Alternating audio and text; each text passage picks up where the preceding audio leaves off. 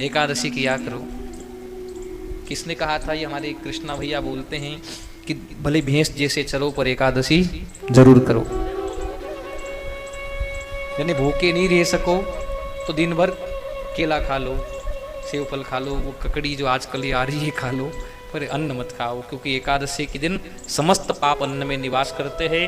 और एकादशी के दिन अन्न खाने वालों तो छोड़ो, खिलाने वाला भी पापी माना जाता है। इसीलिए हमारे सनातन धर्म में 11 के दिन अन्नदान नहीं होता था। नहीं होता था ना। और इसीलिए फिर वो भ्रांति फैल गई कि 11 के दिन दान नहीं। अरे एकादशी को कन्यादान हो सकता है, गौदान हो सकता है, लेकिन अन्नदान नहीं करना। क्योंकि खाने वाला तो छोड़ो, अन्न देने वाला भी, क्योंकि अन्न में पाप है, इसलिए अन्न लोग छूते नहीं थे। एकादशी खाना तो दूर की बात, छूते नहीं थे अन्न को। वो वैष्णव धर्म था हमारा, वैष्णव है हम, क्योंकि विष्णु में श्रद्धा रखते हैं। और विष्णु का आदेश है कि मेरे भक्त एकादशी जरूर करें। ये वो भारत है जिस भारत में एकादशी के दिन हम तो छोड़ो, बेल भी फुर्सत में रहते थे, हल नहीं खींचते थे बेल। ये वो भारत। क्यों? क्योंकि एकादशी के दिन हल जोतने वाला भगवान की भक्ति में डूब जाता था। संसार के कामों से इस भारत में छुट्टी 11 की होती थी, संडे की नहीं होती। अंग्रेज दे गए। ये वो एकादशी करने वाले लोग। आज भी अगर मनुष्य केवल एकादशी के दिन 15 दिन में एक दिन भगवान नारायण के आगे बैठे ध्यान करे, उनका नाम जप करे, तो भगवान के एतिक में उसे लक्ष्मी प्रदान करता। मेहनत करने से धन मिलता तो मजदूर तो दिन रात मेहनत करता। साहब आप एकादशी करके देखिए। और एकादशी केवल भूखा नहीं रहना, भगवान की भक्ति उस दिन करनी, प्रेम करना, उनका श्रृंगार, उनका दुलार, दीपक। हो सके तो 1000 तुलसी पत्र से एक एक नाम लेकर अर्चन करो। एकादशी करने वाला धर्म पाता है, अर्थ पाता है, अंत में मोक्ष पाता है, कामना पूरी होती है। एकादशी करने वाला 7 पीढ़ी अपने माता की, 7 पीढ़ी पिता की, 7 पीढ़ी अपने गोत्र की भवसागर से। एकादशी करने वाला दूसरी बार माता के गर्भ में नहीं आता है। सब नारद पुराण में लिखा है, पढ़ सकती हो आप एकादशी की महिमा में। इतना महत्व लिखा है एकादशी यानी 11 इंद्रियां है शरीर के भीतर, उन 11 इंद्रियों को भगवान से जोड़ना ही एकादशी है।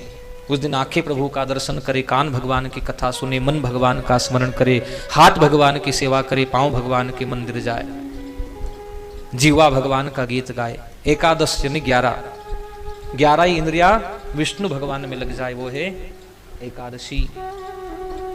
फिर आप लोग कहोगे अभी कि महाराज हम कैसे 11 करें? अरे हमारे यहाँ तो 11 के दिन कोई मर गया था। तो सुनो भैया, इस भ्रांति को आज मिटा लो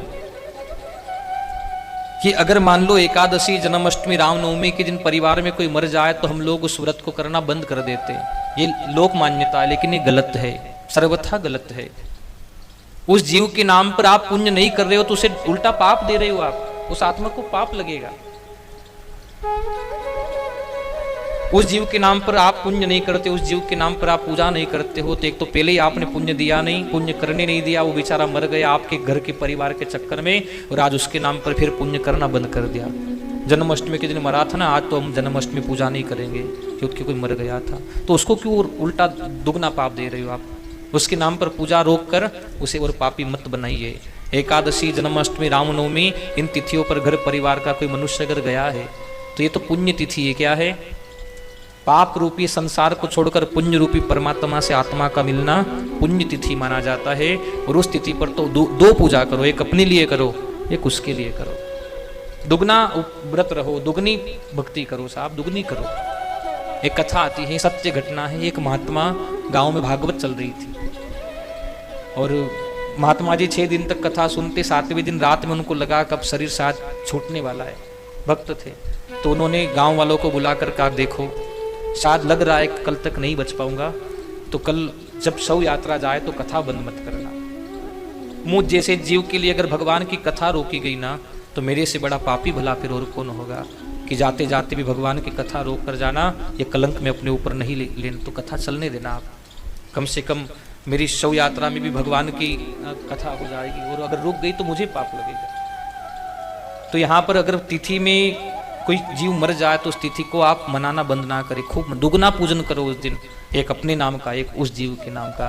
तो 11 के दिन, अमावस के दिन, पूर्णिमा के दिन, रामनवमी, जन्माष्टमी को कोई मर गया ना, आपने तो 1-2 को जाना होगा, पहले कई मरे होंगे। आपका वंश आज से नहीं बरसों से चलता आया है। और एक भी तिथि बची नहीं होगी जिसमें कोई मरा नहीं होगा। तो ये तो पुण्य तिथि, ये पूजा पाठ बंद नहीं करना। इतना हर कथा में बोलता हूँ, फिर भी लोग लोक मान्यता पे ही चलते